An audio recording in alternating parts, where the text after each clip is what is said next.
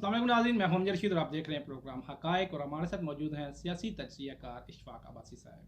अस्सलाम वालेकुम अब्बासी साहब। वालेकुम सलाम। अब्बासी साहब ये बताएं कि जो साबिक आर्मी चीफ़ हैं परवेज़ मुशर्रफ, वो दुबई में बहुत ज़्यादा सीरियस हैं और पाक फ़ौज ने उन्हें पाकिस्तान वापसी की ऑफ़र भी की है, लेकिन परवेज़ मुशर्रफ की फैमिली ने कहा कि जो परवेज़ मुशर्रफ साहब हैं अभी सफ़र के काबिल नहीं हैं और उन्होंने पाक आर्मी का शुक्रिया अदा किया। वो कहते हैं पाकिस्तान ये अभी वापस नहीं आ सकते क्योंकि ये सफ़र के काबिल नहीं है।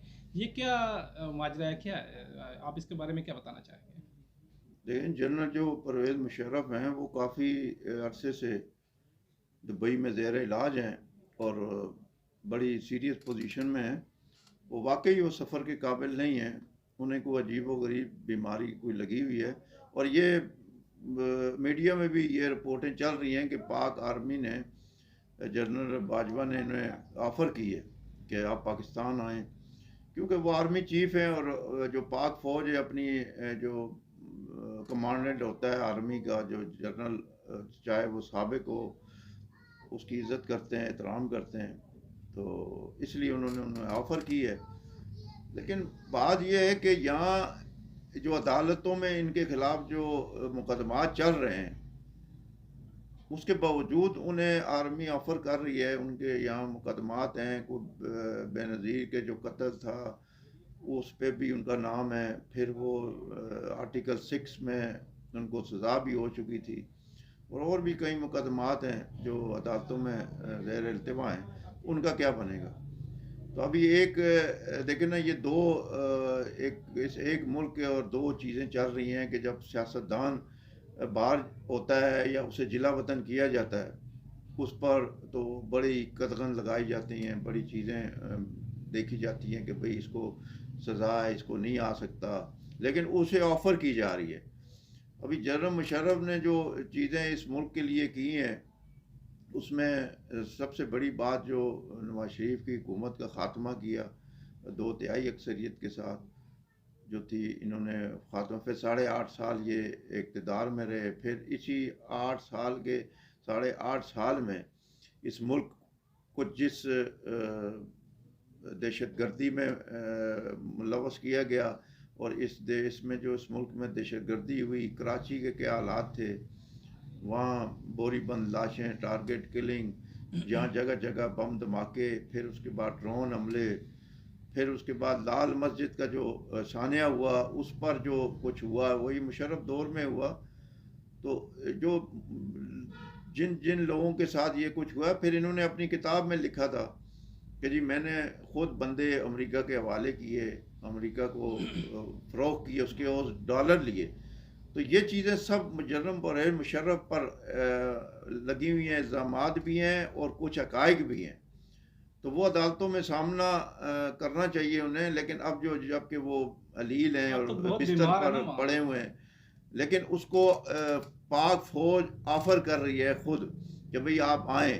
अगर यही रवैया आप रखते हैं तो फिर ये रवैया जो है ना सियासतदानों के लिए भी होना चाहिए कि ये नहीं है कि वो एक पाक फ़ौज के जो जर्नैल हैं या ब्रिगेडियर हैं या कोई भी अफ़सर है, उसके लिए रवैया आप लोग का कुछ और हो और सियासतदानों के लिए कुछ और हो।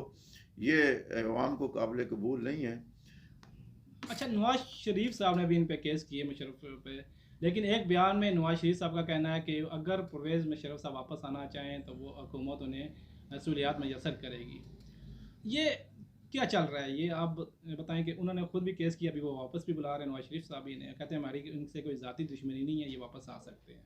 देखिए जी, नवाज शरीफ साहब तो सियासतदान है ना, उन्होंने अपना भी कुछ देखना है कि अपना भी कोई काम करेंगे। वो अगर आएंगे ना तो वो रिलीफ, खुद भी अपनी भी रिलीफ चाहते हैं। वो एक एक डील का सिस्टम करना चाहते हैं कि मुशर्रफ अगर आएगा तो मेरे भी राह हमवार पहले होगी, मुशर्रफ आएगा तो फिर उनकी मेरी भी बारी राह आएगी। हमवार होगी। वो कोई डील के सियासी डील वाला सियासतदान होता है, वो डील के चक्रों में ही रहता है। तो लेकिन जो नवाज शरीफ है वो चले अपनी ज़ाती जो दुश्मनी है, ज़ाती जो उनके साथ हुआ है वो तो माफ़ कर सकते हैं, लेकिन जो कुछ इस मुल्क के साथ जनरल मुशर्रफ ने किया और जो लाल मस्जिद में जो हाफिज़ कुरान बच्चों के साथ जो जुल्म और ज़्यादती की, वो फास्फोरस बम बरसाए और वो जो दुनिया ने देखा, वो माफ़ी तो नहीं हो सकती। जो और जो मामलात इन्होंने अमेरिका के आगे जो लोगों को फ़रोग किया, उन्होंने ख़ुद किताब में लिखा है, वो मामलात तो माफ़ नहीं हो सकते ना। नवाज शरीफ अपने मामलात ठीक है माफ़ करे, कोई मसला नहीं है हमें कि उन्होंने माफ़ किए, जो भी किया डील से करें या जिस तरह भी करें, लेकिन जो बाकी मामलात जो मुल्क के साथ मुल्क को इस अमेरिका की जो जंग में इन्होंने झोंका और यहाँ पर जो नुकसान हुआ, जो बम धमाकों में जो लोग बेचारे गरीब मस्कीन लोग मरे, गरीब मरे, बड़े बड़े लोग मर गए, तो उसका कौन जिम्मेदार है? तो ये अभी नवाज शरीफ साहब सिर्फ अपना ना देखें ना कि मैंने माफ़ किया तो सब कुछ माफ़ हो गया, बाकी मामलात भी हैं।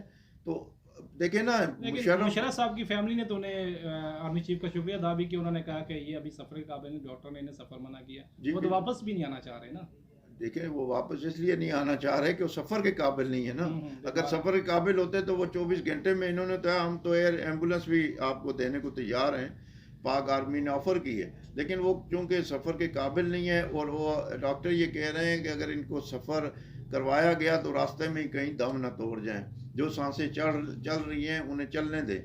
तो इस हवाले से वो सफ़र के काबिल नहीं है, तो इसलिए नहीं आ रहे, वरना 24 घंटे में मुशर्रफ यहाँ होते और कोई कानून, कोई चीज़ किसी किस्म की उन पर लागू नहीं होती। वो पहले भी अदालतों से में पेश नहीं हुए और वहीं से वो दुबई चले गए थे।